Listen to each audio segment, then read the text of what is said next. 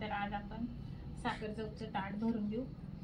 आपल्याकडे कसं आता खर्ची बसवल्यामुळे स्टाईल बसवल्यामुळे आधी पूर्वीचे लोक कसं शेणाण्याचं गोल सारायचे, मग नंतर पूजा करायची अगदी व्यवस्थित ताट।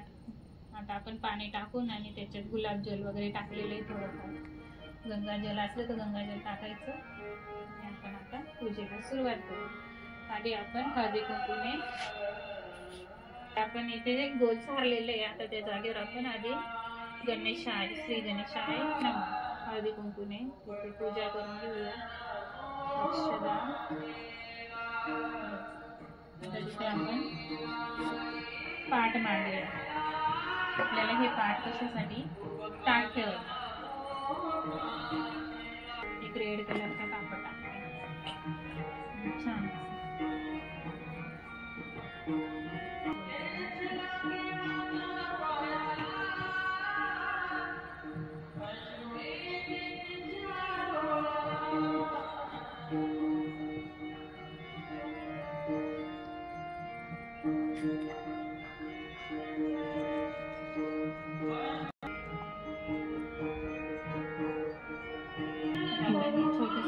बाप्पा आधी गणपती बाप्पा बसवायचे, आपल्याला त्यांना आसन द्यायचं अक्षदा टाकून।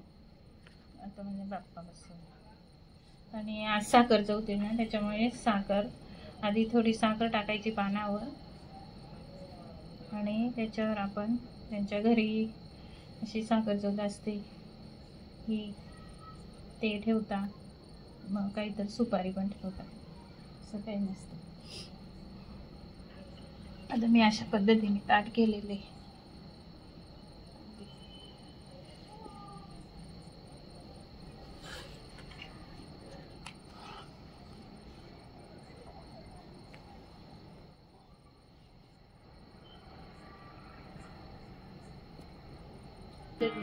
पूजा मांडून घेतलेली, अगदी इथे गणपती बाप्पा घेतलेला आहे। गणपती बाप्पा जर नसला तर सुपारी ठेवायची आपण। इथे माझी साखर चौथ केलेली आहे मी, त्याच्यामुळे काय नाही दिवा लावून घेतला, त्याची पूर्ण पूजा करायची। आता मी हे पूर्णाचे 5 दिवे केलेले, माझ्याकडे 2.5 पोळींचीच असते आमची। आता मी ते दिवे लावून घेते।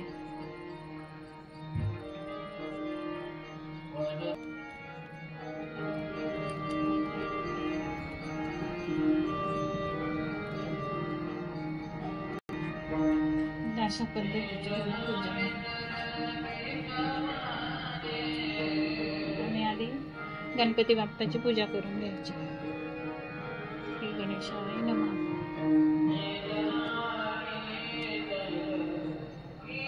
नंतर आपली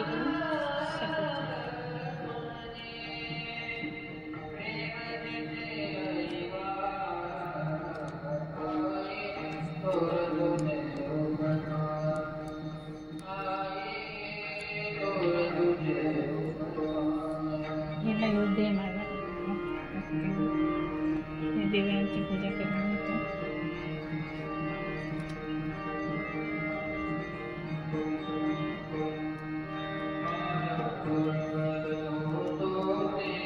वर्षातून एकदाच येते।